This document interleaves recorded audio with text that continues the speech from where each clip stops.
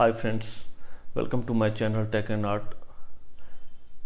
So in this today's session I am going to discuss about the SQL Server Transaction logs. So in this session we will talk about what is SQL Server Transaction logs and how SQL Server processing the transaction logs and how the transaction logs is moving from the log file to database files, right? So this is the interview question also, so I would suggest to everyone, please stay and watch the complete video. Okay,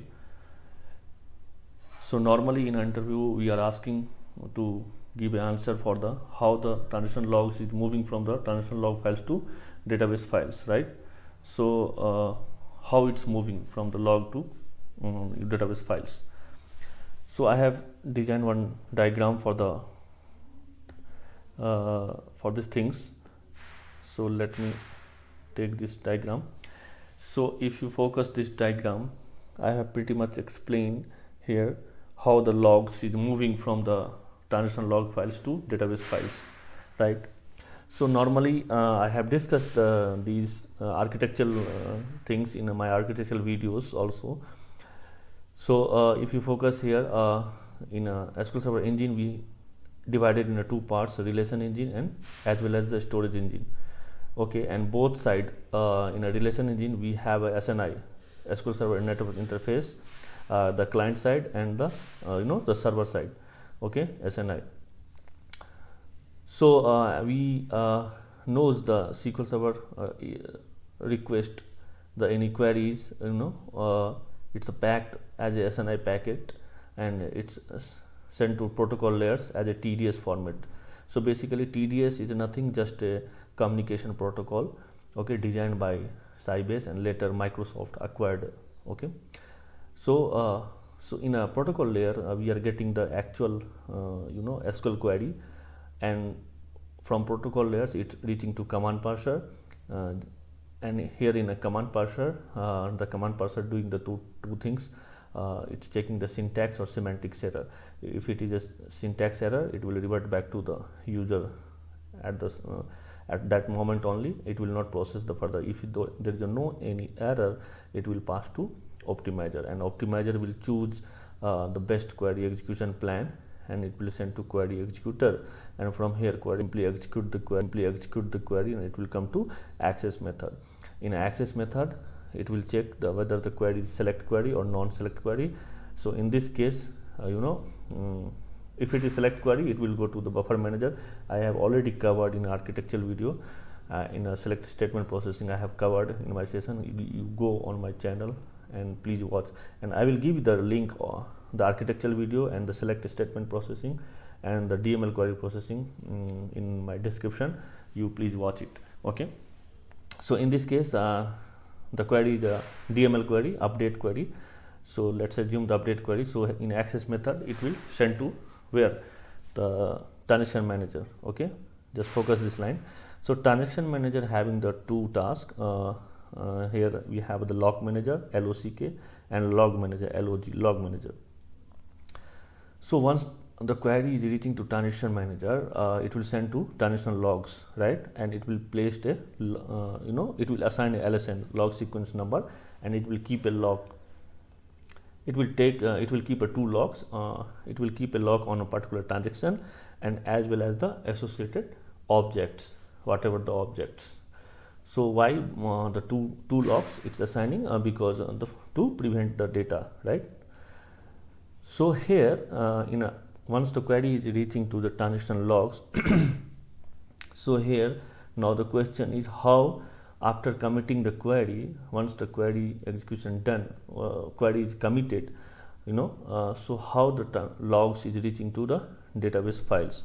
So the question is here, normally it's asking for an interview also, how the transaction log is reaching to database files. So transaction logs is not reaching directly from transaction log files to database files, right? You need to understand these things. The logs, whatever the logs present in your log files, that transaction logs not directly moving from the log file to database files, right? It's very wrong approach. It's never happened.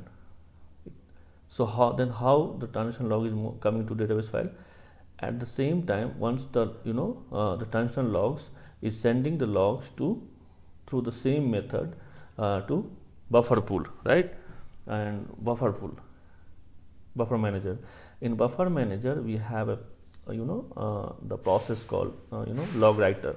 So once the every checkpoint occurred, so log writer is writing to the log records from the buffer manager to database files.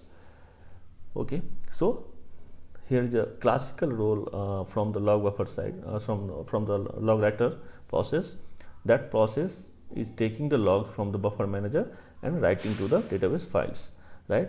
So through this way, the transaction logs is coming from the transaction log file to database files.